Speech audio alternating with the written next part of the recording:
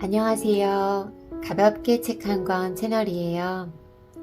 오늘은 양기자 작가님의 연작소설집 원미동 사람들 중에서 비 오는 날이면 가리봉동에 가야 한다를 여러분과 함께 읽어보려 합니다.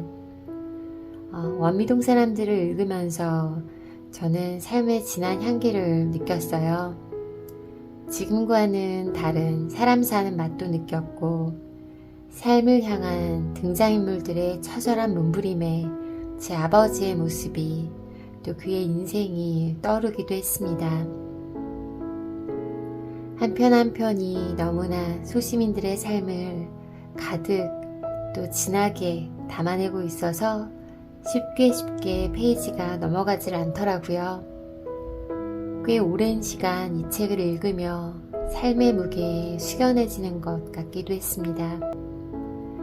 그때 우리 곁에 누군가의 이야기였을 혹은 당신의 이야기였을 원미동 사람들, 저와 함께 읽어볼게요.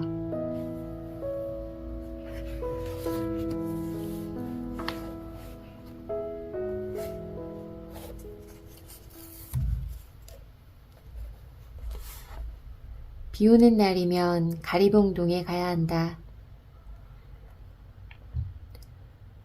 두 명의 일꾼은 아침 8시가 지나서 들이닥쳤다. 일의 시작은 때려 부수는 것부터였다. 두 사람이 덤벼들어서 함부로 두들겨 깨는 것을 지켜보다가 그는 그 요란한 소리에 이맛살을 찌푸렸다. 망치질 한 번에 여기저기로 튕겨나가는 타일 조각과 콘크리트 파편 때문에라도 더 이상은 그곳에 있을 수 없었다. 목욕탕과 잇대어 있는 주방도 어수선하기론 마찬가지였다. 목욕탕에서 옮겨온 세간살이가 옹색한 부엌을 더욱 비좁게 만들었다. 그 속에서 아내는 인부들 점심상에 내놓을 푸성귀를 다듬고 있었다. 은혜는 여태껏 텔레비전에 매달려 있는 채였다. 취학 전에 어린애들을 대상으로 하는 프로그램인데 그로서는 통 볼 기회가 없었으므로 아이가 화면에서 나오는 대로 따라 노래를 부르곤 하는 게 밉지는 않아서 내버려 두기로 하고 작은 방을 들여다보았다. 아직 젖을 먹는 은혜 동생은 목욕탕에서 꿍꽝거리는 요란한 소리에도 아랑곳하지 않고 모로 누워 새근새근 잠들어 있다. 은혜 밑으로 다시 딸을 낳은 뒤 말은 하지 않지만 노모는 어지간히 서운한 기색이었다. 한동안은 저희에게 살 집을 주시라고 기도하더니 연립주택이나마 부천에 집을 마련한 뒤부터는 대신 저희에게 건강한 옥동자를 주시고 라는 구절이 끼어들기 시작했다. 어머님은 김집산에 이삿짐 거들어 주시러 가셨어요. 그가 이 방 저 방을 기웃거리고 다니는 것을 어머니 찾는 것으로 여긴 아내가 하는 말이었다. 아내의 말에는 대꾸도 하지 않고 그는 다시 난장판이 되어가고 있는 목욕탕을 들여다보았다. 욕조를 상하지 않게 하려고 정교한 솜씨로 정을 대어 망치질을 하고 있는 빛바랜 누런 티셔츠의 사내가 오늘 공사를 떠맡은 임씨였다. 바닥을 두들겨 파헤쳐 놓은 일꾼은 임씨보다 적어도 10살은 어려 보이는 젊은이였다. 아직도 한더위인데 멋을 부려보겠다는 것인지 긴 소매 남방을 입고 몸에 꼭 끼는 청바지가 노가다 복장으로는 어쩐지 서툴러 보여 미덥지가 않았다. 자칭 기술자라는 임씨조차 겨울이면 연탄 배달로 삭슬 버는 연탄 장수가 주업이라서 아무래도 미덥지가 않기로는 매일반이었다. 아랫동네의 임씨를 소개해 준 것은 지물포 주씨였다. 도배일을 다니면서 찬찬히 살펴보았지만 임씨만큼 일솜씨 야무지고 성실한 일꾼이 없다는 것이었다. 그동안 어지간한 일들은 대신 설비의 소라 아버지가 맡아 해주곤 했으나 요새 소라 아버지는 허리를 다쳐 누워있는 중이라서 그 역시 마땅한 일꾼을 찾지 못하고 있는 판이었다. 지물포 주씨 말을 믿기로 하고 임씨가 뽑은 견적대로 일을 맡기고 나서야 그는 아내를 통해 임씨가 사실은 연탄 배달부로서 여름 한철에만 이것저것 잡일을 하는 어설픈 막일꾼이라는 것을 알게 되었다. 그렇다면 보나마나 하자가 생길 것이 틀림없다고 믿은 그는 일을 시작도 하기 전에 적잖이 기분을 그르치고 말았다.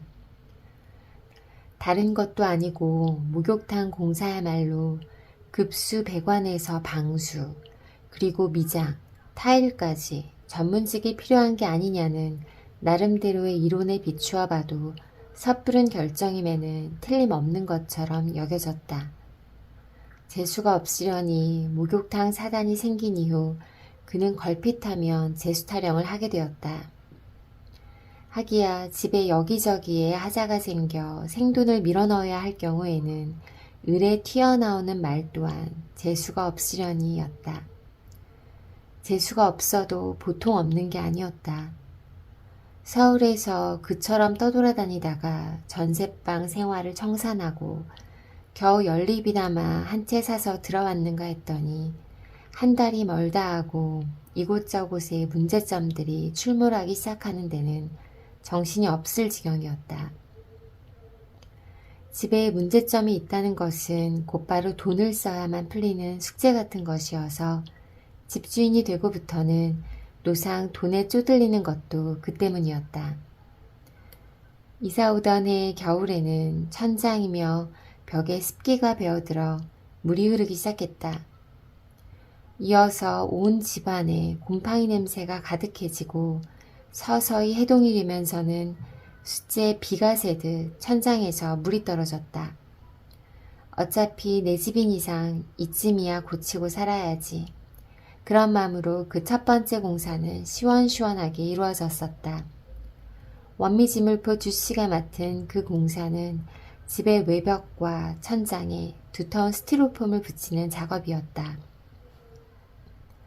온 집안에 먼지처럼 작은 스티로폼 입자가 풀풀 떠다니고 세간살이가 제자리를 떠나 있어 집안이 온통 난장판일 때는 괴로웠었다. 하지만 그 다음에는 방습지로 말끔히 도배를 하여서 일 시작한 김에 집안 꼴이 환해진 것은 그닥 나쁘지는 않았었다. 첫 번째 공사는 말하자면 신호에 불과한 셈이었다. 그 얼마 후에 은혜와 노모가 쓰고 있는 작은 방에 난방 파이프가 터져버렸다. 구들을 파헤치고 다시 방의 꼴을 갖추는데 며칠간의 북새통은 물론이고 수월 차는 돈이 날아가 버렸다. 그것뿐이 아니었다. 이어서 주방에 하수구가 막혔고 보일러의 굴뚝이 무너져 보일러까지 새로 갈아야 하는 일이 터져버렸다. 지은 지 3년도 채 안 되었다는 집이 걸핏하면 터지거나 막히거나 무너지는 데는 어이가 없을 뿐이었다. 그런 일들이 아니라면 하다못해 목욕탕의 수도꼭지가 헛바퀴를 돌거나 변기의 물탱크가 재구시를 못하거나 해서 크고 작은 돈이 쉴 새 없이 집 수리하는 데 들어갔다. 이제 더 이상의 고장은 없으려니 하고 있으면 느닷없이 보조키가 말을 들어먹지 않아서 내친 김에 새로 발명되었다는 컴퓨터 보조키까지 달게 했다. 그리고는 이번에 목욕탕 사건이 터진 것이었다. 바로 어제 일이었다. 아침상을 받아놓고 껄끄러운 입맛 때문에 모래알 씹듯 밥알을 세어가며 식사를 하고 있는데 누군가가 현관문을 마구 두들겨댔다. 그 요란한 소리에 갓난애까지 잠에서 깨어나 울음을 터뜨렸다. 어여시 벨도 달려있고 벨을 사용하지 않으려면 점잖은 노크 방법도 있는데 이것은 해도 너무하지 않나 싶어 그 즉시 다짜고짜 문을 열어 제쳐버렸다. 현관문 밖에는 머리가 반쯤 벗겨진 예순이 넘어 보이는 노인네가 눈을 동그랗게 뜨고 서 있었다. 스스로의 거친 행동은 잊어버린 채 단지 문이 갑자기 열려 놀라지 않을 수 없다는 표정이어서 그는 어이가 없었다. 노인네의 일견 순진하게조차 보이는 얼굴에 자연 그의 말씨도 공손해졌다. 무슨 일이십니까? 저 물이 말씀이야. 물이라고요? 수돗물 말씀하시는 겁니까? 여름 들어서 격일제로 나오는 수돗물을 가리키는 말로 그는 알아들었는데 노인은 답답하다는 듯 자꾸 침을 삼키면서 손바닥을 비벼대었다. 물이 그러니까 목욕탕에서 물이 더듬거리는 말버릇도 아니고 그렇다고 어눌하고 솜씨 없는 말투도 아닌 어조로 노인은 일껏 뒤로 빼고 있는 느낌을 주었기에 그는 소롯이 짜증이 밀려오기 시작했다. 그때 계단 아래에서 쿵쾅쿵쾅 발소리가 들리는가 했더니 이내 젊은 여자가 나타났다. 아이고 할아버지도 참 관두세요. 다른 게 아니라 그 집 목욕탕 파이프가 터졌나 봐요. 오늘 아침이 물 나오는 날 아니에요? 어제는 괜찮았는데 오늘 아침부터 우리 집 목욕탕 천장에서 물이 떨어진다고요. 자꾸 더 떨어지는데 얼른 손을 보세요. 우는 아이에게 젖을 물리고 있던 아내가 아이를 추슬라 안은 채 참견을 했다. 어머나, 어쩐지 목욕탕 물이 시원찮게 나오더라고요. 이를 어째? 그들이 돌아간 뒤 그는 수도계량기의 꼭지를 단단히 잠가두고 다시 아침상 앞에 앉았다. 어제 받아놓은 물이 많이 남아있으니 오늘은 그럭저럭 지내고 퇴근 후에 다시 살펴보기로 한 그는 이내 숟가락을 놓아버렸다. 몇 달 잠잠하다 했는데 기어이 큰 건수로 터져버린 것을 생각하니 우라가 치밀어서였다. 모처럼 내일은 광복절 휴일로 넉넉하게 쉬어볼까 했더니 이건 역시 그르치고 말게 될 것이 분명했다. 그런데 아까 그 할아버지는 누구야? 의학사 할아버지 아니에요. 당신도 보셨잖아요. 그러면서 아내가 때맞지 않게 쿡 웃음을 터뜨렸다. 의학세? 뭐 그따위 이름 있나? 글쎄 말이에요. 김 반장이 붙여놓은 건데 아주 제격이에요. 그러고 보니 그 할아버지를 본 적이 있었다. 며칠 전에 퇴근길에서였다. 앞에 가던 노인네가 아무래도 수상했다. 버스 정류장에서부터 쭉 따라온 셈인데 30초쯤의 간격으로 으악 이렇게 소리를 내지르는 것이었다. 그것도 소리만 내뱉는 게 아니라 흡사 목전 밑에 무엇을 끄집어내기 위해서인 듯 양손바닥을 탁 치면서 혹은 팔목을 내리치면서 으악 외치는 것이었다. 처음에 들으면 꼭 해소기침하는 노인네의 가래 긁어올리는 소리로 들리기도 하였지만 분명 그것은 아니었다. 아내의 말에 의하면 두어 달 전에 아래층의 작은 방에 새를 얻어 이사온 혈혈단신 혼자 사는 노인네로 걸핏하면 원미동 거리를 오르락 내리락 하면서 그런다는 것이었다. 미덥지 않게 보인 인상과는 달리 임씨는 흠집 하나 내지 않고 욕조를 드러내었다. 임씨의 의견에 따르면 목욕탕으로 들어오는 파이프는 욕조 밑을 지나 세면대와 변기로 이어졌으니 10중에 8, 9이므로 어차피 목욕탕 전체를 파헤쳐야 한다는 것이었다. 터진 곳을 요행 쉽게 찾아낸다 하여도 방수 문제도 있고 노후된 수도관의 교체도 불가피하므로 완벽하게 공사를 마무리 짓기 위해서는 목욕탕 전체를 일체 새로 꾸민다는 각오로 덤벼야 한다. 동네 공사에 하자가 생기면 밥 먹고 사는 일에 지장이 있으므로 자기는 절대 그렇게 일을 하지는 않는다. 한번 시켜본 사람은 다음번 일에도 꼭 자기를 부르는 것 역시 다 이런 자세 때문이다 라고 임씨는 말하였다. 입도 재빠르지만 입이 말을 하는 중에도 손놀림 또한 민첩했다. 임씨는 욕조를 드러낸 자리가 축축하게 젖어있는 것을 보고 회심의 미소를 지으며 담배 한 개비를 빼어 물었다. 사장님, 여길 보세요. 욕조가 끝나는 자리부터 질퍽하지요? 제대로 찾아낸 겁니다. 이 부분에서 세면대까지의 사이에 하자가 생긴 게 분명해요.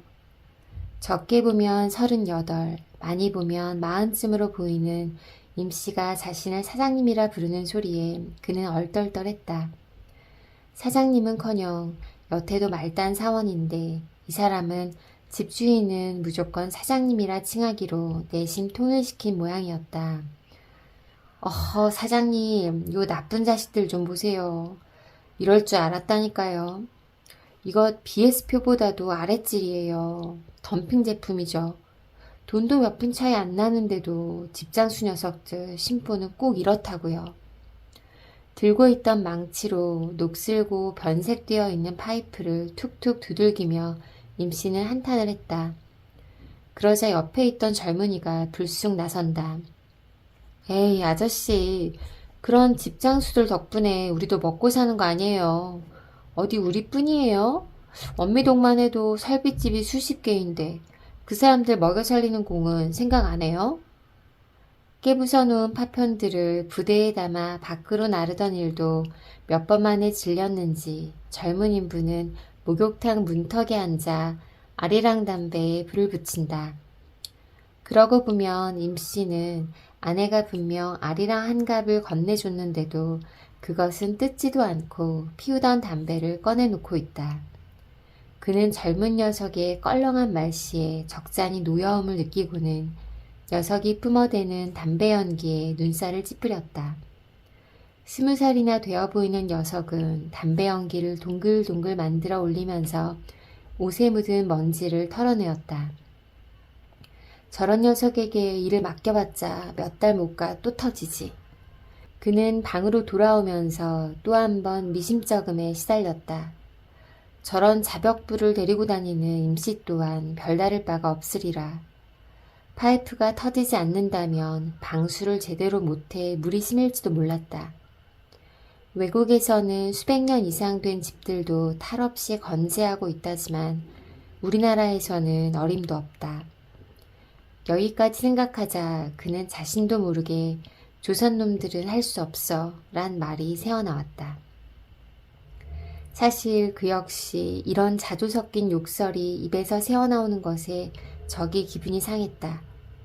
이거야말로 일제의 잔재인데 알게 모르게 그 자신의 몸에도 깊숙이 배어 있다는 게 놀라웠다. 게다가 올 봄부터 영업부에서 홍보실로 자리를 옮긴 그는 반관 반민의 형태를 띤 회사에서 사보 성격의 기관지를 편집하는 직업을 가지고 있었다. 그가 맡은 일은 간략하게 말해서 가능한 한 모든 한국인의 장점과 특성, 근면, 성실, 정식 등을 드러내는 데 주력하는 것이었다. 100페이지쯤 되는 책자의 처음부터 끝까지가 우리는 자랑스러운 한민족이라는 사실을 확인하고 검증하고 환기시키는 작업에 바쳐지는 것인데 그런 일을 한다는 자신의 입에서 새어나온다는 소리가 조선놈들은 어쩌고 하는 탄식이니 스스로도 묘한 이율배반을 느끼지 않을 수 없었다. 이건 마치 자신은 우월한 한민족이고 임씨와 저 꺼벙한 젊은 친구는 조선놈으로 편가름시키는 꼴이 되는 것이었다. 그가 이런 생각에 골몰해 있는데 그새 놀러 갔다 오는지 은혜가 뛰어들며 소리쳤다. 아빠, 아빠, 우리도 태극기 달아요. 소라네 집이랑 정민의 집도 태극기 달았어요. 그러고 보니 오늘이 광복절이었다. 창밖으로 고개를 내밀고 살펴보니 띄엄띄엄 하얀 국기가 펄럭이고 있었다. 아이의 성화에 국기를 내어 걸고 나자 은혜는 자랑이라도 하려는지 깡총거리며 또 밖으로 뛰어나갔다. 목욕탕에서는 계속 두들겨 부수는 작업이 한창이고 아내는 없는 물을 아껴가며 점심을 하려니까 진땀이 나는지 연신 선풍기 방향을 돌려가면서 부엌에서 허둥대고 있었다. 오늘 끝나기는 어렵겠죠? 아내는 내일까지 일이 계속된다는 게 벌써부터 지겨운 듯했다. 그럴 거야. 움직일 때마다 발부리에 차이는 세간살이들을 이리저리 옮겨 놓으며 그는 건성으로 대답했다. 그 비슷한 말을 임씨에게 해보았더니 임씨 역시 건성이었다. 사장님이야 며칠이 걸려도 아무 상관없죠. 견적 부분대로만 주시는 거니까요. 나머지는 지가 백날이 걸려도 하자없이 해놓을 일만 남은 셈입니다. 임씨 말대로라면 당일로 끝낼 속셈은 아닌 듯 싶었다. 젊은 인부는 30분쯤 일하고 나면 담배 한 대에 냉수 한 컵 하는 식으로 일을 질질 끌고 젊은 녀석 단속하랴 자신이 하는 일에 신경 쓰랴 입으로 한몫하랴 임시 속도도 그가 보면 더디기 짝이 없었다. 하기야 뭐 이런 공사가 국수가닥 뽑아내듯 쑥쑥 뽑혀나오는 재미를 주는 일이 아니겠지만 깨고 드러내고 긁어대고 하는 일은 한참 후에 들여다보아도 그게 그 모양이었다. 그렇다고 감독관 마냥 문 앞에 버티고 서서 잔꾀 부리지 않도록 감시하고 있을 수도 없는 일이어서 그는 어슬렁거리며 집안 이곳저곳을 기웃거렸다. 왔다 갔다 하지만 말고 가서 지켜보세요. 일꾼들이란 원래 주인이 안 보면 대충대충 덮어버리는 못된 구석이 있다고요. 시금치 나무를 묻히면서 아내가 행여 들릴까봐 낮은 소리로 소곤거렸다. 갓난애나 징징 울어대면 애복이나 하련만 아이는 배만 부르면 새근새근 잠들어버리는 터라 사실 그가 할 일이 딱히 없는 형편이었다. 그는 하는 수 없이 다시 목욕탕을 들여다보지 않을 수 없었다. 마침 임씨가 젊은이에게 건지상에 가서 새 파이프를 가져오라고 시키고 있을 때였다. 욕조에서 세면대로 구부러지는 이음새 쪽에 사단이 생긴 모양이었다. 땀방울이 흘러내리는 얼굴을 쳐들어 올리며 임씨가 말했다. 사장님, 수도 좀 열어보세요. 이곳에서 물이 솟구칠 것 같은데.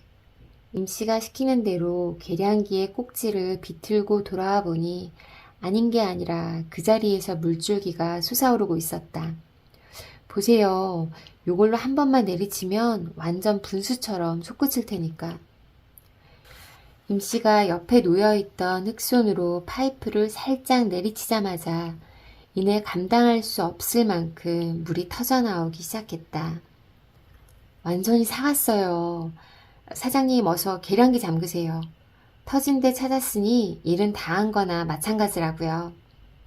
임씨는 젊은 인부를 기다리는 사이 아내에게 냉수를 한 컵 청했다. 일을 다 한 거나 진배 없다는 일꾼의 말에 기분이 좋아진 아내가 청량음료를 한 컵 가득 따라주며 다짐했다. 세면대나 변기는 손댈 것 없겠지요? 예, 사모님. 다른데 파이프는 구부러지게 이을 필요가 없거든요. 이 자리는 맨 처음 시공 때부터 욕조를 안 치느라고 닥달을 해댄 모양이에요. 묵을대를 울리며 임씨는 맛있게 음료수를 들이켰다. 여름 한철 집수리 일이나 한다는 사내치고는 꽤 정확한 솜씨가 아닌가 하여 그는 새삼 사내의 몰골을 자세히 뜯어보았다. 원래는 자주색이었을 티셔츠는 잦은 세탁으로 누런 빛이었고 얼마나 오래 입었는지 검정 고무줄이 삐져나온 추리닝의 허리께는 서툰 손바느질로 터진 실밥을 꿰맨 자리가 어지러웠다. 작은 체구에 비하면 어깨 근육이나 팔목의 힘줄은 탄탄하게 보였고 더위로 상기된 얼굴은 이제 막 밭을 갈다 나온 농부처럼 건장해 보였다. 지물포 주씨가 칭찬하던 대로 일을 잘하시네요. 그는 슬쩍 사내를 축혀 세웠다. 인간이란 칭찬 앞에 약한 법이다. 하물며 저 단순한 육체 노동자야말로 이런 귀간스러운 말에 자신의 온 힘을 바치지 않겠는가. 그는 자신의 한마디가 잘 계산하여 내놓은 작품임을 은근히 자만하였다. 한데 임씨의 반응은 계산과는 다르게 빗나갔다. 머립쇼, 누가 와서 이래도 마찬가지니까요. 목욕탕 하자공사는 순서가 있어요. 그래도라고 입막음을 하려다 말고 그는 할 말이 마땅치 않아 주춤거렸다. 그래도 당신 솜씨가 최상급이요 라는 말도 이상하게 들릴 것이고 그래도 누군들 당신만하게 일을 처리하겠느냐 라고 말해도 속이 보여서 곤란했다. 사모님, 오늘 일이야 하자없이 잘 해드릴 테니 겨울 연탄은 저희 집 것을 떼세요. 저야 뭐 연탄 장수 아닙니까? 이야기가 이쯤에 이르자 그는 더욱 할 말이 없어진다. 되려 임씨의 자기 선전 앞에서 스스로의 대답이 궁색해졌다. 아내 또한 딱히 연탄을 맡기겠다는 대답도 없이 웬일인지 굳어진 표정이었다. 고향이 어디요? 아무려면 머리 굴리는 거야 임씨보다 못하랴 싶어서 그는 말꼬리를 돌려보았다. 어딘가에는 반드시 임씨를 달뜨게 할 함정이 있을 것이다. 부드러운 말로 꽉 움켜잡아야 일에 정성을 쏟아 완벽한 공사를 해줄 게 아닌가. 고향요? 임씨는 반문하면서 쓰게 웃었다. 고향이 어디냐고 묻지 말라고 뭐 유행가 가사가 있지 않습니까? 고향 말하면 기가 막혀요. 벌써 한 7, 8년 돼가네요.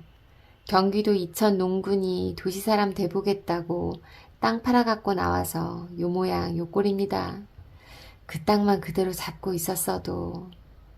그때 파이프를 들고 젊은 인부가 돌아왔다. 입에는 아이들이 먹고 다니는 쭈쭈바가 물려있고 그 긍정긍정 뛰는 듯한 걸음걸이로 성큼 욕탕 안으로 들어섰다. 저 따위 녀석들이야 평생 노가다 판에 뒹굴어도 싸지. 에이, 못 배워먹은 녀석. 그들이 다시 목욕탕으로 들어가 일을 시작한 뒤 아내가 그를 마루 구석으로 끌고 갔다. 뭔가 인부들 귀에 닿지 않게 속닥거릴 이야기가 있는 모양이었다. 그럼 돈 계산은 어떻게 되는 거예요? 저 사람 처음에는 목욕탕을 다 뜯어발길듯이 말하지 않았어요? 견적도 그렇게 뽑았을 거예요. 20만 원이 다 되는 돈 아니에요. 아내의 말을 들으니 따는 중요한 문제이긴 했다. 목욕탕 공사야말로 하자없이 해야 한다는 말을 몇 번씩이나 들먹이며 임씨가 빼놓은 견적은 욕조와 세면대 사이에 파이프만 교체하는 수준의 것이 아님은 분명하다. 당신이 지금 가서 따져봐요. 저런 사람들 돈이라면 무슨 거짓말을 못하겠어요. 괜히 견적만 거창하게 뽑아놓고 일은 그 반값도 못 미치게 하자는 속임수가 틀림없어요. 우리 같은 사람이 어떻게 공사판 내용을 다 알겠어요. 이렇다 하면 그런갑다 하고 믿는 게 예사지. 아내는 애가 달았다. 이럴 줄 알았으면 이곳저곳에 견적을 뽑아보고 시킬 것을 그랬다는 둥. 괜히 주씨 말만 믿고 덥석이를 맡겼다가 돈만 쏟게 되었다는 둥. 저런 양심으로 일을 하니 연탄 배달 신세 못 면하는 것 아니냐는 둥. 종국에는 임씨의 반지르르한 말솜씨마저 다 검은 속셈을 감추기 위한 게 아니냐는 말까지 쏟아져 나왔다. 그런 작자한테 일 잘한다고 추켜세우지를 않나 원.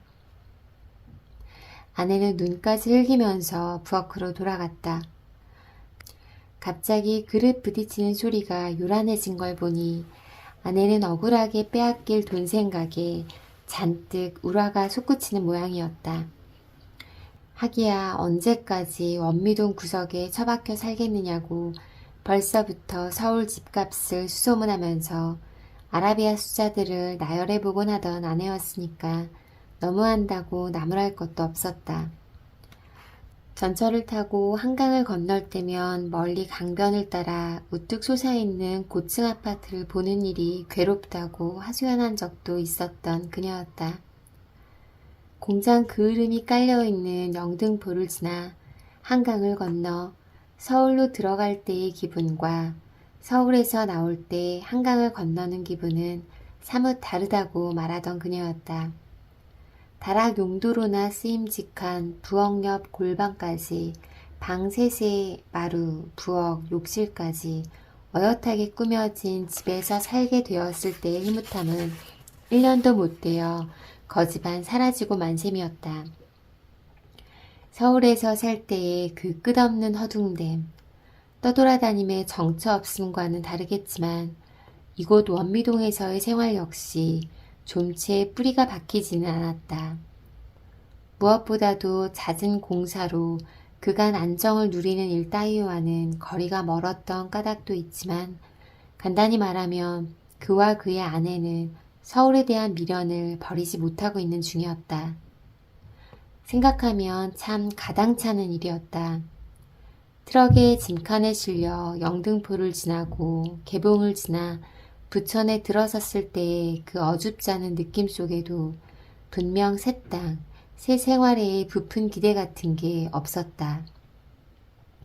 남의 집이 아닌 내 집을 마련했다는 약간의 흐뭇함이야 물론 없지는 않았다. 그것마저 누리지 않으려 했을 바에야 굳이 부천까지 왔을 이유가 없기 때문이었다. 가당찮은 점은 바로 여기에 있었다. 1200만이니 1500만이니 해대는 서울특별시에 거주하는 인간들 속에는 분명 그들보다 못 배우고 더 가난한 이들도 섞여 있을 것이었다. 그런 사람도 서울 시민으로 살고 있는데 하물며 우리가 그곳에서 쫓겨나 여기까지 오게 되다니 하는 같지 않은 느낌이 마치 문틈으로 연탄가스가 새어들듯 조금씩 조금씩 그들 부부를 침식해왔다. 어떤 사람 말대로 없는 사람 먹고 살기로는 부천이 좋다 하지만 그는 어엿하게 한강을 건너 서울의 중심가에 직장을 둔 월급쟁이였다. 회사 주변의 술집에는 작게는 1, 2만 원에서 크게는 2, 30만 원의 외상 술값을 남겨놓고 다니는 적당한 주량을 가지고도 있으며 때로 실장의 곁눈질에 가슴이 철렁하는 소심함도 남못지 않기는 하지만 그래도 저 임씨처럼 겨울이면 연탄 배달에 여름이 오면 공사판 막일을 해야 하는 처지와는 사뭇 다른 것이다. 임씨에게 잔뜩 당했다고 믿고 있는 아내는 점심상을 내놓을 때까지도 얼굴이 굳어 있었다. 하다못해 많이들 드시라는 입에 발린 인사조차 내밀지 않아서 그가 오히려 민망하였다. 게다가 밥상에는 2그릇의 밥만 올려져 있었다. 그의 몫의 식사는 함께 준비하지 않은 것이었다. 내 밥도 가져와. 아저씨들이랑 함께 먹어 치우지 뭐. 그는 짐짓소탈하게 아내를 채근했다. 나중에 어머님이랑 함께 드세요. 아직 이르잖아요. 아침 식사한 지가 얼마나 되었느냐는 아내의 말이었지만 인부들과 겸상으로 차릴 수 없다는 아내다운 발상임을 그는 모르지 않았다. 그때 숟가락을 들여다 말고 임씨도 아내의 말에 동조했다. 그러시지요. 저희야 옷도 먼지투성이고 일하던 꼴이라 망측스러우니 사장님과 함께 들기가 뭐하네요. 무슨 말씀을. 얼른 내 밥도 가져오라고. 아내는 마지못해 밥과 숟가락을 상에 놓았다. 머리칼 위에 허옇게 내려앉은 시멘트 가루를 이고서 임씨는 고봉으로 퍼담은 밥그릇을 비워내기 시작했다. 젊은 자벽부는 아내가 달걀을 입혀 지져낸 소시지 무침만을 겨냥하는 젓가락질을 해대다가 임씨에게 머퉁이를 먹기도 하였다. 예끼 이 자스가 10살 먹은 어린애도 아니면서 입에 단 것만 골라 먹누. 그런 말씀 마세요. 다른 집에 가면 새참에 카스테라나 우유도 내주던데 오늘은 쫄쫄 굶었단 말이에요. 젊은 인부의 말이 그가 듣기 민망했음을 고려해서인지 임씨가 녀석의 머리통을 쥐어박았다. 일은 참새 눈물만큼 해놓고선 먹기는 황소같이 처먹으려고? 오전 시간은 짧아서 새참 내놓을 짬이 없었어요. 오후에는 술이라도 한 잔 들면서 쉬었다 하죠. 그러자 임씨가 입에 가득 밥을 물고 휘휘 손을 내저었다. 사장님도 그런 말씀 마세요. 이만하면 되었지 뭘 또. 오늘을 마치려면 쉴 짬도 없어요. 이놈의 자식이 원래 먹성이 좋아서. 사실이 그렇지요 뭘. 먹어야 배심이 생겨 일을 잘할 거 아닙니까. 젊은 인부가 입을 뚱하니 내밀었다. 글줄이나 익히고 대학쯤 졸업해서 볼펜 굴리며 일하는 부류에게는 배심이라는 게 필요 없는 법이다.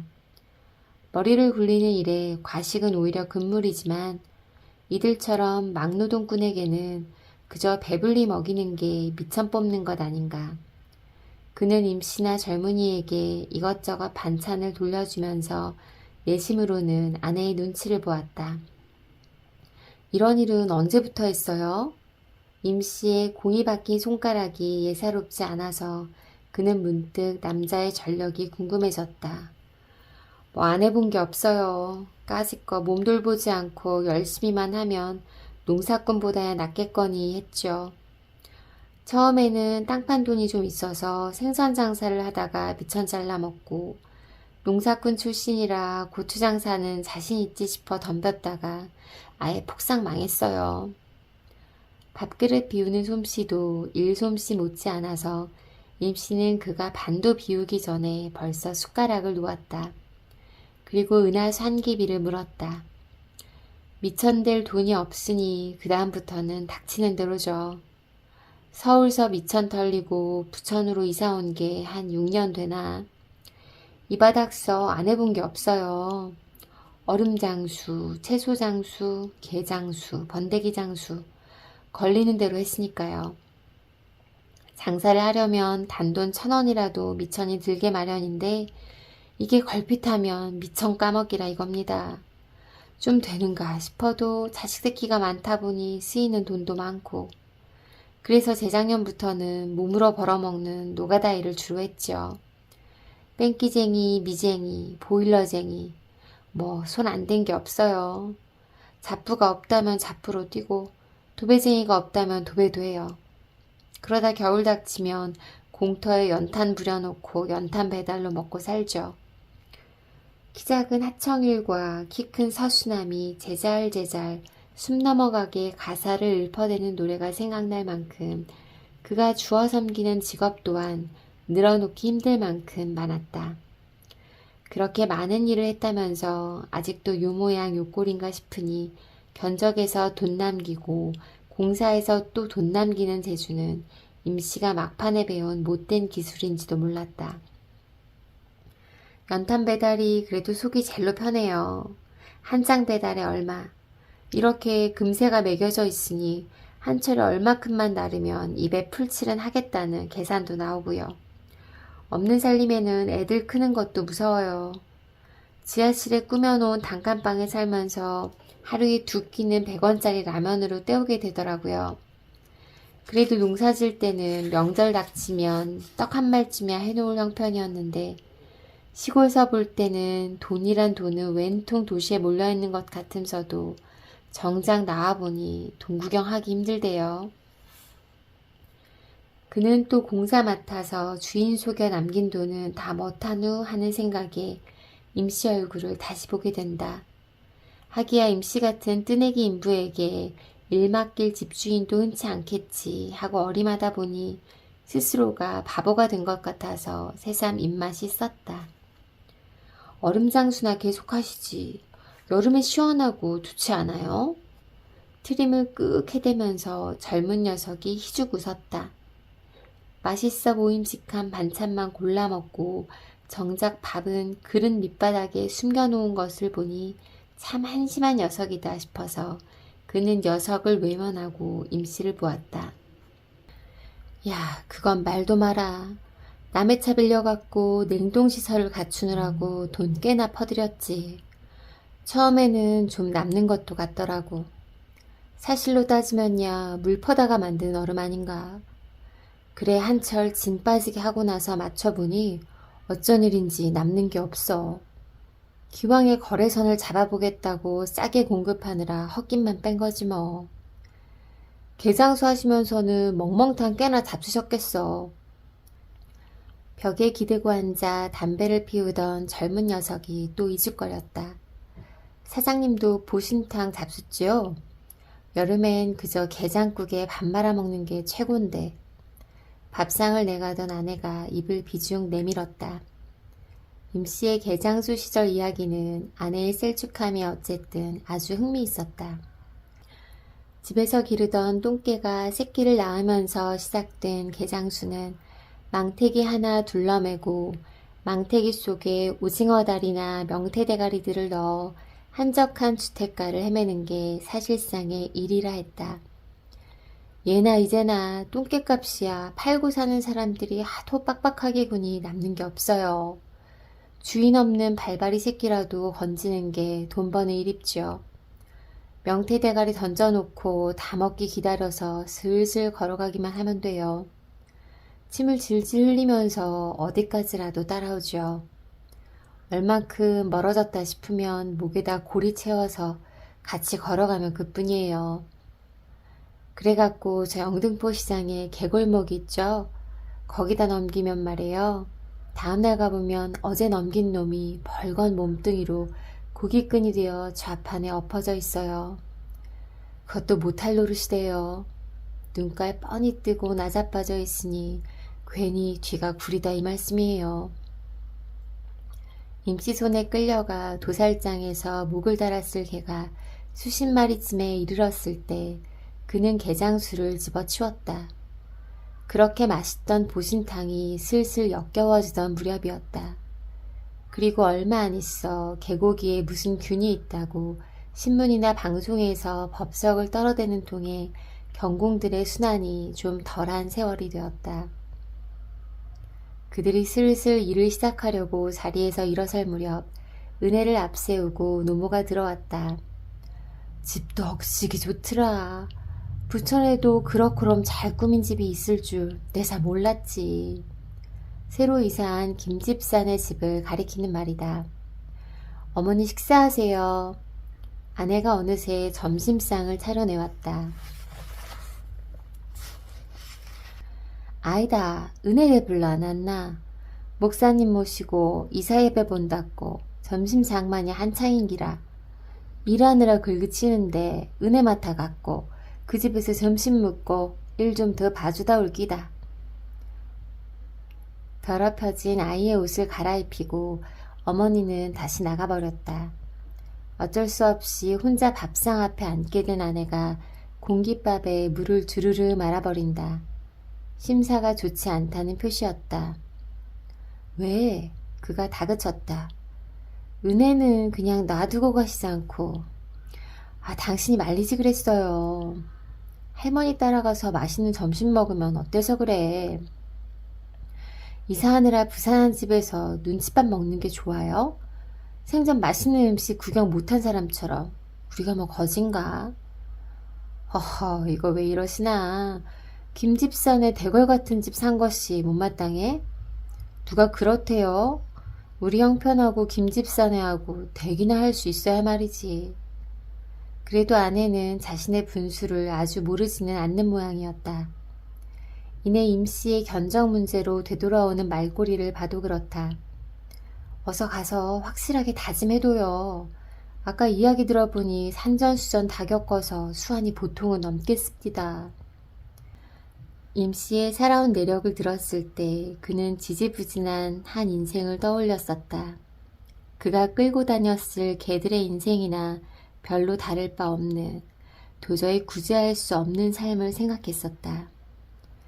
그런데 똑같은 이야기를 듣고 아내는 임씨의 수완이 보통이 아닌 것을 간파했다고 시방 말하는 것이었다. 돈 건넬 때 말해도 늦지 않아. 수완이 좋았다면 여태 저러고 있겠어? 알게 모르게 그는 아내 편에서 떨어져 나와 임씨 편에 서 있는 셈이었다. 그렇다고는 해도 한심한 어떤 사내의 구구절절한 사연을 기웃거린 일말의 동정에 불과한 것이기가 십상이었다. 그리고 오후부터는 일의 양상이 사뭇 달라져 있었다. 마지못해 시키는 일이나 간신히 해대던 젊은 자벽부가 약속을 핑계로 일을 중단했기 때문이었다. 반나절 일한 거 지금 주세요. 어제 것도 안 줬잖아요. 커피값도 없단 말이에요. 녀석은 그가 보거나 말거나 임씨에게 손을 내밀었다. 머리통을 한 대에 쥐어박을 듯이 덤벼들었던 임씨가 욕설을 중얼중얼 내뱉으며 5,000원짜리 한 장을 꺼내서 녀석에게 주었다. 벽에 붙은 거울 앞에서 이빨새도 살피고 지니고 다니는 빗을 꺼내 머리도 매만진 녀석이 이번에는 부엌 싱크대 수도꼭지를 틀어놓고 오랫동안 손을 씻었다. 오전 동안 일한 돈을 들고 녀석이 어디로 갈 것인지는 보지 않아도 환히 알 수 있었다. 아직 고생을 못 해봐서 저래요. 이웃에 사는데 집에서 빈둥빈둥 놀고 있길래 심부름이나 시킨다고 데리고 다녀보니까 애가 영 바람만 들어갔고 이런 일 하러 다닐 친구로는 안 보입디다. 맞아요. 어디 가서 제비족으로 남의 등이나 치며 사는 게 저놈한테는 딱 맞다니까. 임씨 입에서 먼저 남의 등이나 치며 하는 말이 나왔으므로 그는 별수 없이 또 견적 뽑은 대로 돈을 울궈낼 임씨의 검은 속셈을 상기하지 않을 수 없었다. 남한테는 저리 엄격하면서 자신이 남의 등을 치는 일쯤은 이해받아야 된다고 생각하는지도 몰랐다. 욕조를 들어다 제자리에 앉히는 일을 거둔 것을 시작으로 하여 그는 마침내 임씨 밑에서 자벽부 노릇을 톡톡히 해내게 되었다. 아까 젊은 녀석이 겨우 그깟 일로 시간을 메우나 해서 영 시원찮던 잡부 일이란 게 막상 달려들어 해보자니 보통 힘으로는 어려웠다.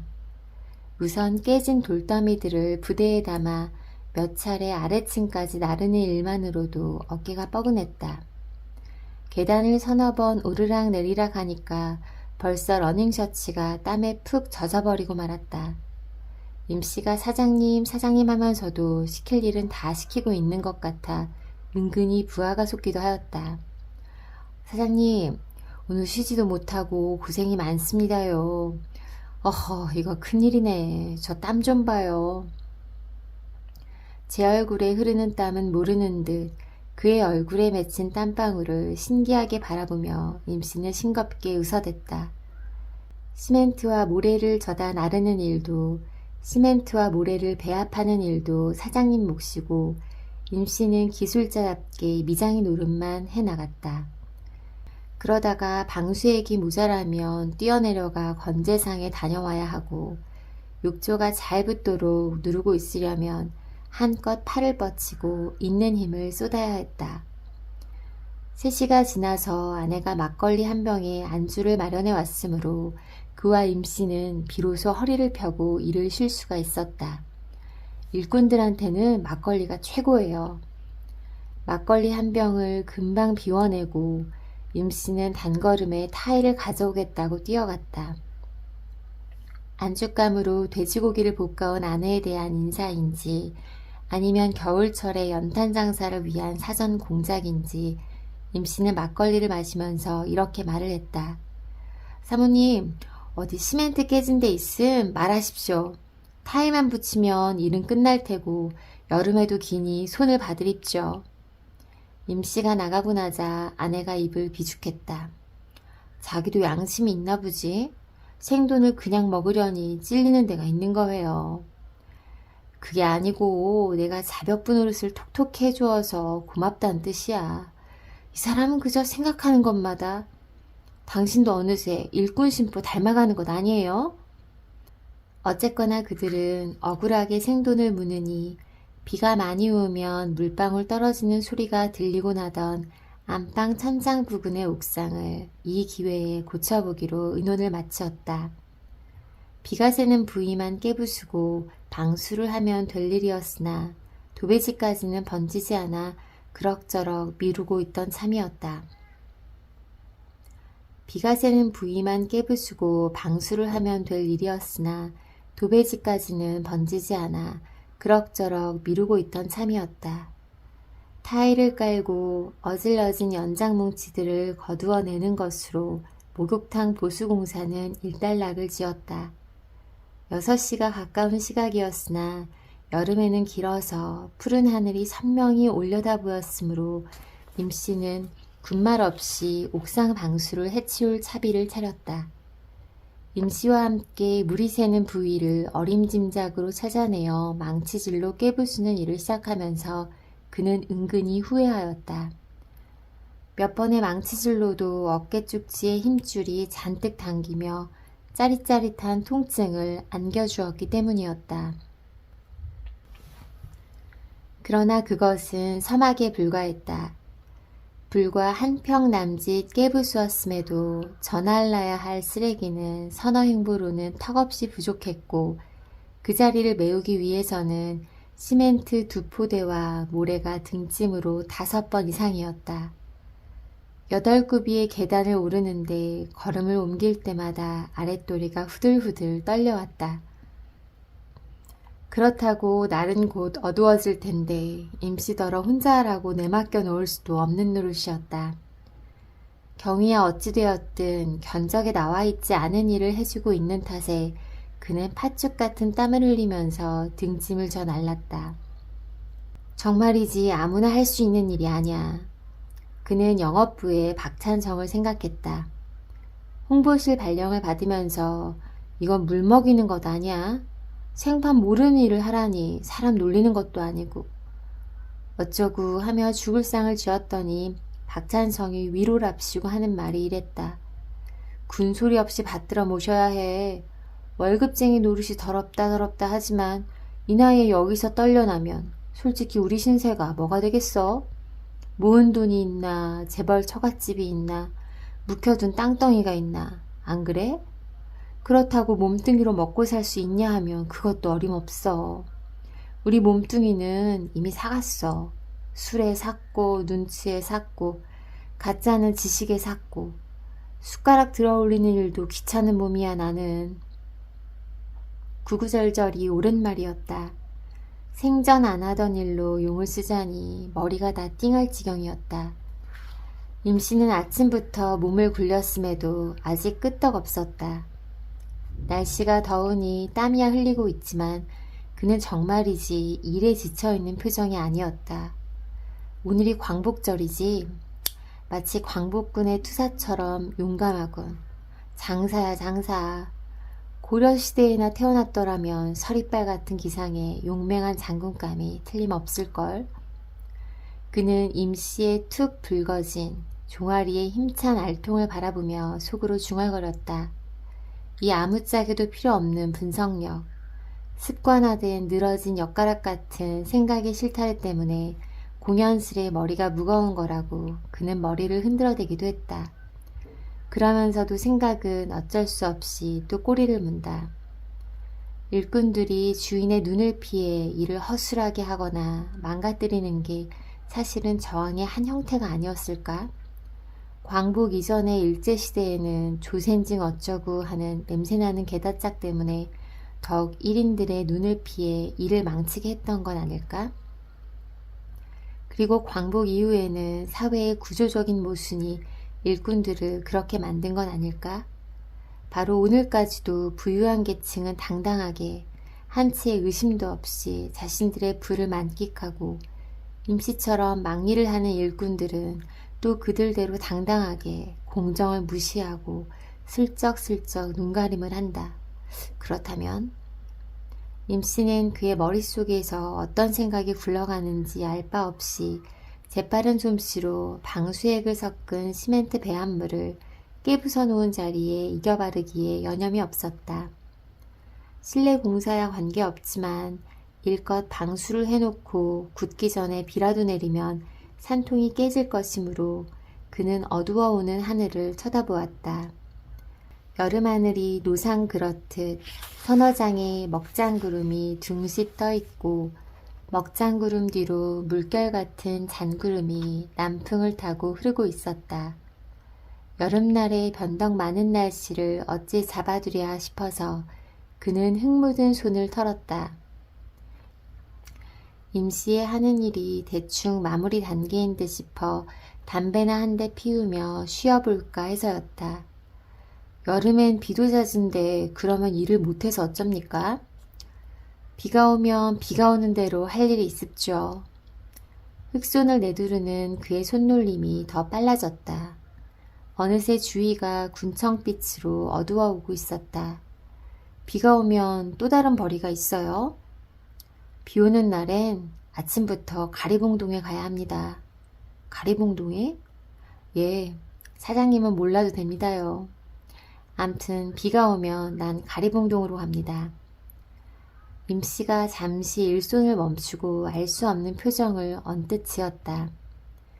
이렇게 힘든 일을 매일같이 계속했으면 비 오는 날 하루쯤은 쉬어야 할 게 아닌가 라고 말해주려다가 그는 입을 다물었다. 누군들 쉬고 싶지 않을 거냐는 하루에 두 끼는 라면으로 배를 채우는 식구들을 거느린 가장으로서 어찌 비 오는 날이라 하여 아랫목에서 뒹굴기만 하겠느냐는데 생각이 미쳤던 까닭이었다. 간단하게 여겼던 옥상의 공사는 의외로 시간을 끌었다. 홈통으로 물이 잘 빠질 수 있도록 경사면을 맞춰야 하는 것도 시간을 더디게 했고, 깨놓은 자리와 기왕의 자리의 이음새 사이로 물이 새지 않도록 면을 고르다 보니 조금씩 더 깨부숴야 하는 추가 부담도 잇따랐다. 이미 밤은 시작된 것이나 진배 없어 이웃집들의 창문에 하나둘 불이 밝혀졌다. 그런데도 임씨는 만족하다 싶을 때까지는 일손을 놓고 싶지 않은 모양이었다. 이리 재고 저리 재고 그러고도 모자라 이왕 덮어놓은 곳을 한 번에 으깨어버리고 또 새로 흙손질을 거듭하곤 했다. 옆에서 보고 있자니 임씨는 도무지 시간 가는 줄을 모르는 사람 같았다. 몇 번씩이나 옥상에 얼굴을 디밀고 일의 진척 상황을 살피던 아내도 마침내 질렸다는 듯 입을 열었다. 대강 해두세요. 날도 어두워졌는데 어서들 내려오시라고요. 다 되어갑니다, 사모님. 하던 일이니 깨끗이 손봐드려야죠. 다시 방수액을 부어 완벽을 기하고 이음새 부분은 손가락으로 몇 번씩 문대어 보고 나서야 임씨는 허리를 일으켰다. 임씨가 일에 몰두해 있는 동안 그는 숨소리조차 내지 않고 일하는 양을 지켜보았다. 저 10손가락에 박인 공의의 대가가 기껏 지하실 단칸방만큼의 생활뿐이라면 좀 너무하지 않나 하는 안타까움이 솟아오르기도 했다. 목욕탕 일도 그러했지만 이 사람의 손은 특별한 데가 있다는 느낌이었다. 자신이 주무르고 있는 일감에 한치의 틈도 없이 밀착되어 날렵하게 움직이고 있는 임씨의 10손가락은 손가락 이상의 그 무엇이었다. 처음에는 이 사내가 견적대로의 돈을 다 받기가 민망하여 우정지연해 보이는 열정이라고 여겼었다. 옥상일의 중간에 잠시 집에 내려갔을 때 아내도 그런 뜻을 표했다. 예상외로 옥상일이 힘드나 보죠. 저 사람도 이제 세상에 공돈은 없다는 사실을 깨달았을 거예요. 하지만 우정지연의 열정으로 단정한다면 당한 쪽은 되려 그들이었다. 밤 8시가 지나도록 자벽부 노릇에 시달린 그도 고생이었고 불어 만들어 시킨 일로 심적 부담을 느끼기 시작한 그의 아내 역시 안절부절 못했으니까. 아내는 기다리는 동안 술상을 보아놓고 있었다. 손발을 씻고 계단에 나가 옷에 먼지를 털고 들어온 임씨는 8시가 넘어선 시간을 보고 오히려 그들 부부에게 미안해하였다. 시간이 벌써 이리 되었남요? 우리 사모님 오늘 너무 늦게까지 이거 고생이 많으십니다요. 사장님이야 더 말할 것도 없고 참 죄송하게 되었습니다. 안방에서 아이들을 보고 있던 노모가 대신 임씨의 노고를 치하해 주었다. 젊은 사람이 일도 엄청 잘하네. 늦으면 내일 하고 쉬었다 하면 좋을 끼고만 일 무섭은 줄 모르는 걸 보이. 앞으로는 잘 살기요. 노모의 덕담을 임씨는 무릎을 꿇고 두 손을 짚은 채 들었다. 내사 예수 믿는 사람이라 남자들 술 마시는 꼴은 앵꼬 봐서 못 보지만 그렇게 일하고는 안 마실 수 없겠구만은. 나는 고마 들어가 있을 테이 좀 쉬었다 가서. 노모가 방문을 닫고 들어가자 임씨는 그가 부어주는 술을 두 손으로 환감히 받쳐들고 조심스레 목을 대로 넘겼다. 이거 왜 이러십니까? 편히 드십시다. 나이도 서로 엇비슷할 텐데 말이요. 그렇게 말은 했어도 그는 임씨의 나이가 그보다 훨씬 많으면 왠지 괴롭겠다는 기분을 지울 수가 없었다. 찬바람이 불면 다시 온몸에 검댕치를 하는 연탄 배달에 나서야 하고 여름이 오면 정식으로 간판 달고 일하는 설빗집 동료들이 손이 딸려야만 넘겨주는 일감에 매달려 하루 벌어 하루 먹고 사는 저 사내의 앞날이 창창하다는 게 위안이 될는지 그것도 모를 일이긴 했다. 사장님은 금년 몇이시죠? 저는 토끼띠 36 아닙니까? 임씨가 36의 토끼띠라면 그는 35의 용띠였다. 옆에 앉아서 지갑을 열었다 닫았다 하던 아내가 얼른 이 양반은 하고 나서는 것을 그가 가로챘다. 그래요? 나도 토끼띠죠. 서로 동갑이군요. 아내가 기가 막히다는 표정으로 그를 쳐다보았지만 그는 아랑곳하지 않고 동갑 기념이라고 또 한 잔의 술을 그의 잔에 넘치도록 부었다. 1살 정도만 보태는 것으로 거짓말의 양을 줄일 수 있는 것이 몹시 다행스러웠다. 토끼띠 남자들이 원래 팔자가 드센 편 아닙니까요? 여자 토끼띠는 잘 사는데 유상하게 우리 나이 토끼띠 남자들은 신수가 고단터라 이 말씀입니다. 헌데 사장님은 용케 따시게 사시니 복이 많으십니다. 저런 그는 속으로 머쓱했다. 토끼띠가 어쩌고 했었는 게 아무래도 아슬아슬했던지 아니면 준비한 술이 바닥나는 게 보였던지 아내가 단호하게 지갑을 열었다. 돈 드려야죠. 그런데 아내는 뒷말을 못 잇고 그의 얼굴을 말끄러미 올려다보았다. 그는 술잔을 들어올리며 짐짓 아내를 못 본 척했다. 역시 여자는 할 수 없어. 옥상일까지 시켜놓고 돈을 다 내주기가 아깝다는 뜻이렸다. 그는 아내가 제발 딴소리 없이 20만 원에서 2만 원이 모자라는 견적 금액을 다 내놓기를 대신 빌었다. 그때 임씨가 먼저 손을 휘휘 내젓고 나섰다. 사모님, 내 뽑아드린 견적서 좀 줘보세요. 돈이 좀 틀려질 겁니다. 아내가 손에 쥐고 있던 견적서를 내밀었다. 인쇄된 정식 견적용지가 아닌 분홍 밑그림이 아른아른 내비치는 유치한 편지지를 사용한 그것을 임씨가 한참씩이나 들여다보았다. 그와 그의 아내는 임씨의 입에서 나올 말에 주목하여 잠깐 긴장하였다. 술을 마셨더니 눈으로는 계산이 잘 안 되네요. 임씨는 분홍 편지지 위에 엎드려 아라비아 숫자를 더하고 빼고 또는 줄을 긋고 하였다. 그는 빈술병을 흔들어 겨우 반잔을 채우고는 서둘러 잔을 비웠다. 임씨의 머릿속에서 굴러다니고 있을 숫자들에 잔뜩 애를 태우고 있는 스스로가 정말이지 역겨웠다. 됐습니다, 사장님. 이게 말입니다. 처음엔 파이프가 어디서 새는지 모르니 전체를 뜯을 작정으로 견적을 뽑았지요. 아까도 말씀드렸지만 일이 썩 간단하게 되었다 이 말씀입니다. 그래서 노임에서 4만 원이 빠지고 시멘트도 이게 다 안 들었고 모래도 그렇고 쓰레기 치울 용달차도 빠지게 되죠. 방수액도 타일도 반도 못 썼으니 여기서도 요게 빠지고 또 임씨가 볼펜심으로 쿡쿡 찔러가며 조목조목 남는 것들을 설명해 갔지만 그의 귀에는 제대로 들리지 않았다. 뭔가 단단히 잘못되었다는 기분, 이게 아닌데 하는 느낌이 어깨의 뻐근함과 함께 그를 짓누르고 있을 뿐이었다. 그렇게 해서 모두 7만 원이면 되겠습니다요. 선언하듯 임씨가 분홍 편지지를 아내에게 내밀었다. 놀란 것은 그보다 아내 쪽이 더 심했다. 그녀는 분명 7만 원이란 소리가 믿기지 않는 모양이었다. 7만 원요? 그럼 옥상에 들어간 재료비도 여기에 다 들어 있습니다. 그거야 뭐 몇 푼 되나요? 그럼 우리가 너무 미안해서. 아내가 이번에는 호소하는 눈빛으로 그를 쳐다보았다. 할 수 없이 그가 끼어들었다.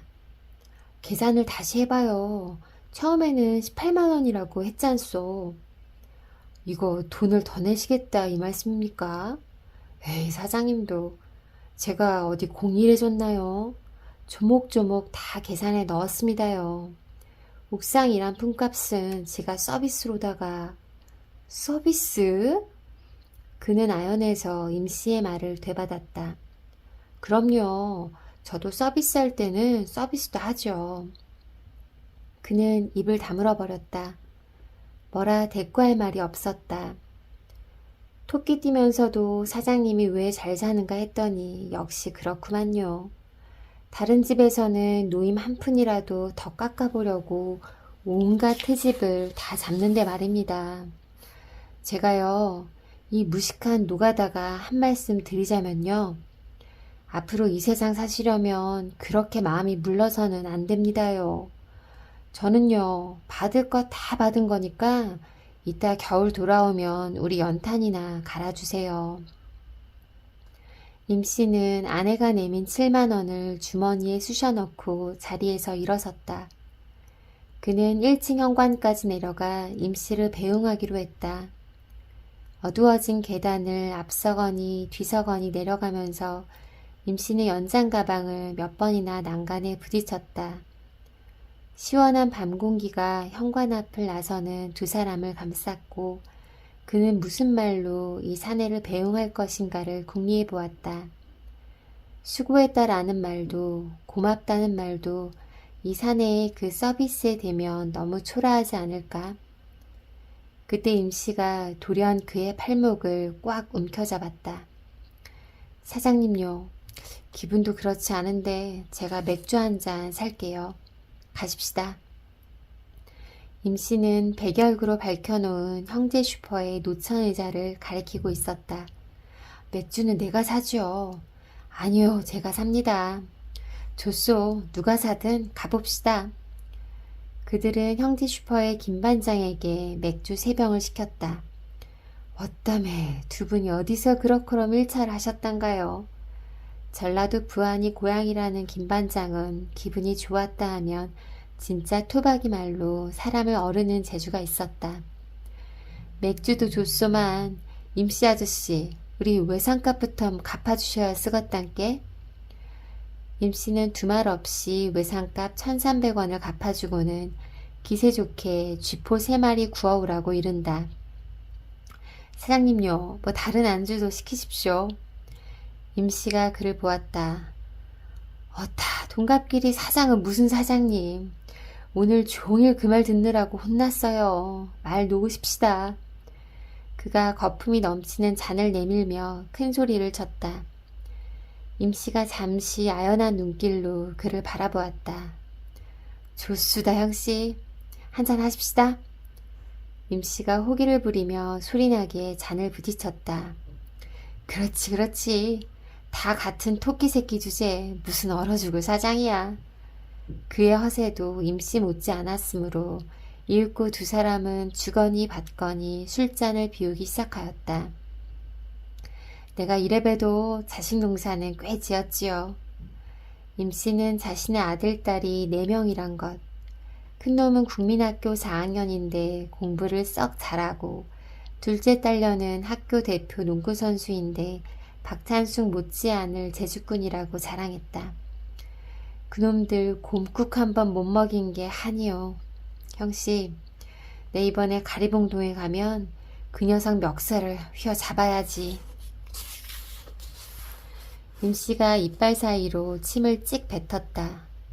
뭐 맛있는 거나 되는 줄 알고 김반장의 발바리 새끼가 쪼르르 달려왔다. 가리봉동에 가면 곰국이 나와요. 임씨가 따라주는 잔을 받으면서 그는 온몸을 휘감는 술기운에 문득 머리를 내둘렀다. 아까부터 비오는 날에는 가리봉동에 간다는 임씨의 말이 술기운과 더불어 떠올랐다. 곰국만 나오나? 큰 놈 자전거도 나오고 우리 농구선수 운동화도 나오죠. 마누라 빠마값도 쑥 빠집니다요. 자그마치 80만 원이요. 80만 원. 제기랄. 쇠타공장 하던 놈한테 1년 내 연탄을 대줬더니 이놈이 연탄값 떼어먹고 야반도주했어요. 공장이 망했다고 엄살을 까길래 내 마음인들 좋았겠소.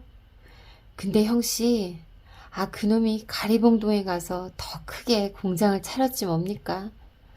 우리네 노가다들 출신이 다양해서 그런 소식이야 제꺼덕 들어오지 뭐. 그럼 받아야지, 암. 받아야 하고 말고. 그는 딸꾹질을 시작했다. 임씨에게 술을 붓는 손도 정처 없이 흔들렸다. 그에 비하면 임씨의 기세 좋은 입만큼은 아직 든든하다. 누군 받기 싫어 못 봤수. 줘야 받지. 형씨, 돈 있는 놈은 죄다 도둑놈이요. 쫓아가면 지가 먼저 울상이네. 여공들 노임도 밀렸다. 부도가 나서 그거 메우느라 마누라 목걸이까지 팔았다고 지가 먼저 성깔내. 죽일 놈. 그는 스웨터 공장 사장을 눈앞에 그려본다. 반질반질한 상판에 배는 툭 붉어져 나왔겠지. 그게 작년 일인데 형씨, 올 여름에 비가 오죽 많았소. 비만 오면 가리봉동에 갔지요. 비만 오면 갔단 말이요. 아다 1년 365일 비 오는 날은 쎄고 쎘는디 멋이 그리 걱정이단가요. 김반장이 맥주를 새로 가져오며 임씨를 놀려먹었다. 시끄러 임마. 비가 와야 가리봉동에 가지. 비가 와야. 해 뜨는 날은 돈 벌어서 좋고 비 오는 날은 돈 받아서 좋고 좋다. 김반장이 젓가락으로 장단까지 맞추자 임씨는 김반장 엉덩이를 찰싹 갈긴다. 형씨, 형씨는 집이 있으니 걱정할 것 없소. 토끼 뛰면 어쩔 거요. 집이 있는데. 어디 집값이 내리겠소? 저런 것도 집축에 끼나? 이번엔 또 무슨 까탈을 일으킬 것인지 시도 때도 없이 돈을 삼키는 허술한 집이라고 대꾸하려다가 임씨의 말에 가로채어서 그는 입을 다물었다. 난 말요, 이 토끼띠 사내는 말요, 보증금 150만 원에 월세 3만 원짜리 지하실 방에서 6식구가 살고 있어. 가리봉동 그 새끼는 곧 죽어도 맨션 아파트요, 맨션 아파트.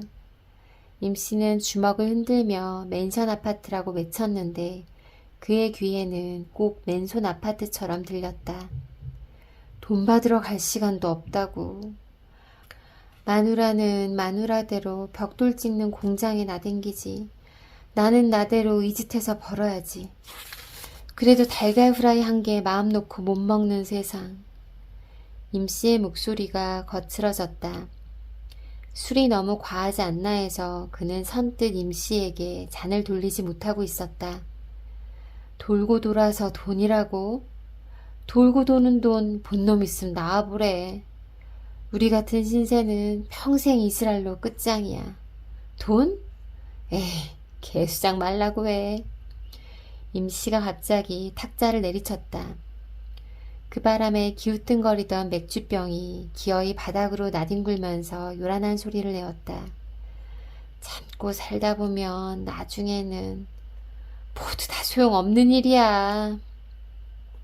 임씨의 기세에 눌려 그는 또 말을 맺지 못하고 입을 다물었다. 나중에는 임씨 역시 맨션 아파트에 살게 되고 달걀 프라이쯤은 역겨워서 곰국은 물배만 채우니 싫어서 갖은 음식 타박에 비오는 날에는 양주나 찔끔거리며 사는 인생이 될 것이다 라고 말할 수는 없었다. 1000번 만번 참는다고 해서 이 두터운 벽이 오를 수 없는 저 꼭대기가 발밑으로 걸어와 주는 게 아님을 모르는 사람이 그 누구인가. 그는 임씨의 핏발선 눈을 마주보지 못하였다. 엉터리 견적으로 주인 속이는 일꾼이라고 종일토록 의심하며 손해볼까 두려워 국리를 거듭하던 꼴을 눈치채이진 않았는지 아무래도 술기운이 확 달아나버리는 느낌이었다. 제 아무리 탄탄해도 라면 가닥으로 유지되는 사내의 몸뚱이는 술 앞에서 이미 제 기운을 잃고 있음이 분명했다. 임씨의 몸이 자꾸만 한쪽으로 쏠리는 것을 보면서 그는 점차 술이 깨고 있었다. 어떤 놈은 몇 억씩 챙겨 먹고 어떤 놈은 한 달 내내 뼈품을 팔아도 20만 원 벌이가 달랑달랑한데 외제 자가용 타고 다니며 꺼덕거리는 놈, 룸사롱에서 몇십만 원씩 팁 뿌리는 놈은 무슨 재주로 그리 사는 거야? 죽일 놈들. 죽여, 죽여. 임씨의 입에 거품이 물렸다. 비싼 술 잡숫고 왜 이런단가요? 참으시오. 임씨 아저씨, 좀에 참으시오. 김반장이 냉큼 달려들어 빈 술병과 잔들을 챙겨갔다. 임씨는 탁자에 고개를 쳐박고서 연신 주결을 되뇌이고 그는 속수무책으로 사내의 빛바랜 얼굴만 쳐다보았다. 아무리 생각해도 저 죽일 놈들 속에는 그 자신도 섞여 있는 게 아니냐는 어쩔 수 없는 괴리감이 사내의 어깨에 손을 대지 못하게 막고 있었다. 겨울 대봐요. 마누라나 새끼나 웬통 검댕칠이지. 한 장이라도 더 나르려니까 애새끼까지 끌고 나오게 된단 말이오. 형씨, 내가 이런 사람입니다. 처자식들 얼굴에 검댕칠 묻혀놓는 그런 못난 놈이라 이 말입니다. 임씨의 등등하던 입술도 마침내 술에 젖는 모양이었다. 말이 제대로 입 밖으로 빠져나오지 못하니까 임씨는 자꾸 입술을 쥐어 뜯었다. 나 말이오, 이번에 비만 오면 가리봉동에 가서 말이오. 임씨가 허전한 눈길로 그를 쳐다보았다. 목소리도 한결 풀기 없이 처져 있다. 그 자식이 돈만 주면, 돈만 받으면 그 돈 받아가지고 고향으로 갈랍니다. 고향을요? 예, 고향으로 갑니다. 내 고향으로. 공이 박힌 손가락으로 머리칼을 쥐어 뜯으며 임씨는 훌쩍훌쩍 울기 시작했다. 에이, 이 아저씨는 술만 마셨다 하며 꼭 울고 끝을 보더라. 버릇이라고요, 술버릇. 가게 안에서 내다보고 있던 김반장이 임씨에게 머퉁이를 주었다. 그래도 임씨는 쫓겨난 아이처럼 울음을 그치지 않았고 그는 오줌이라도 마렵다는 듯이 슬그머니 자리를 떠서 김반장에게 술값을 치렀다. 돈을 치르고 나니 진짜로 오줌이 마려워서 그는 형제 슈퍼 건너편에 불빛이 닿지 않는 공터로 슬슬 걸어갔다.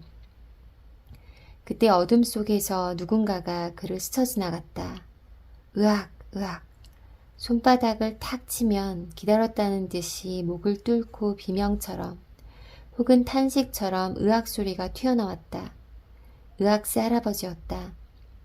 노인은 그가 이를 다 볼 때까지도 공터 주변을 어슬렁거리면서 연신 괴로운 소리를 뱉어내었다.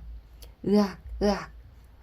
옷을 추스르며 뒤돌아보니 백열전구 불빛 아래 혼자 동그만히 앉은 임씨가 아직껏 머리칼을 쥐어뜯으며 취한 몸을 가누지 못하고 있었다. 이름은 모르지만 낯익은 동네 사람들이 형제 슈퍼를 향해 줄다름쳐 오다가는 그런 임씨를 발견하고 흘깃흘깃 훔쳐보며 가게로 들어갔다.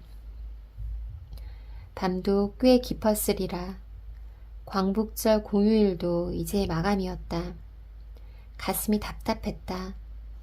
남은 일은 집으로 돌아가서 나무토막처럼 쓰러져 꿈없는 잠을 기다리는 것뿐이었다. 하늘엔 별이 총총하고 아마도 내일은 비가 오지 않을 것이었다. 어둠 속을 서성이던 의학사 할아버지도 하늘을 올려다보았는지 손뼉을 탁 치면서 으악 짧게 울었다. 세계의 문학 1986년 겨울호.